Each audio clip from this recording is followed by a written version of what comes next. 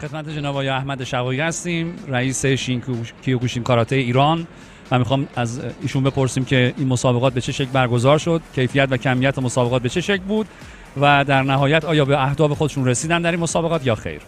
بسم الله الرحمن الرحیم. عرض سلام دارم خدمت جناب عالی و بینندگان عزیزمون. بله، لازم میدونم اینجا تشکر بکنم اول از فدراسیون محترم کاراته جناب آقای طباطبایی محترم.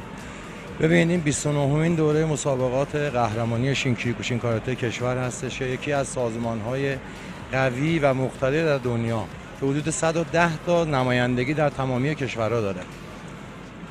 امروز از روز 8م، 9م، 10م مسابقات ما در 3 روز برگزار شد. یک روز بخش بانوان برگزار شد، 2 روز در بخش آقایون. در مجموع 1200 نفر شرکت کننده داشتیم از سراسر ایران، تمامی استان‌ها و قهرمان‌های خیلی خوبمون که در کشور فعالیت می‌کنن، تلاش می‌کنن توی این مسابقات حضور داشتن.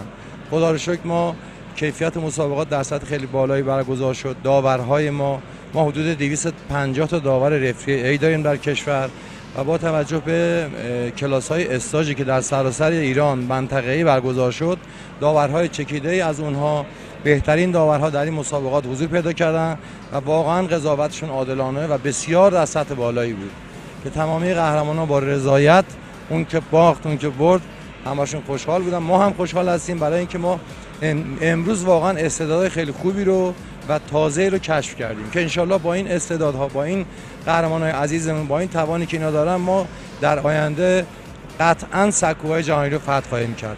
ما حدود 1.5 ماه دیگه، 2 ماه دیگه مسابقات جهانی کاراته رو در ژاپن داریم که 2 تا از عزیزان قهرمانمون، یکی در بخش بانوان یکی در بخش آقایون، چون به صورت سهمیه‌ای برگزار میشه، 2 تا سهمیه متعلق به ایران هستش که انشالله ما بتونیم اونجا برای کشورمون افتخار کسب کنیم.